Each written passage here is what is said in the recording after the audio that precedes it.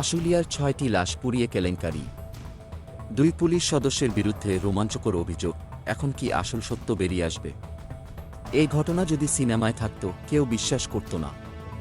২০২৪ সালের ৫ আগস্ট আশুলিয়ায় ঘটে যাওয়া এক ভয়ঙ্কর হত্যাকাণ্ড এখন দেশের সব কোণে আলোড়ন সৃষ্টি করেছে। ৬টি লাশ পুড়িয়ে ফেলা, এমনকি গুলি করে হত্যা করা। আর এই ঘৃণ্য কাজের পেছনে ২ পুলিশ সদস্য, কনস্টেবল মুকুল চোপদার এবং এসআই মালেকের নাম উঠেছে। এখন তাদের বিচার শুরু হয়েছে আন্তর্জাতিক অপরাধ ট্রাইব্যুনালে। কনস্টেবল মুকুল চোপদারকে ২০২৪ সালের ২৬ ডিসেম্বর আদালতে হাজির করা হয়েছিল এবং তাকে গ্রেপ্তার করা হয়। পরবর্তী শুনানির তারিখ ছিল ২০২৫ সালের ২৬ জানুয়ারি, আর আজ ঠিক সেই দিন। মুকুল এবং মালেক কি দোষী সাব্যস্ত হবে?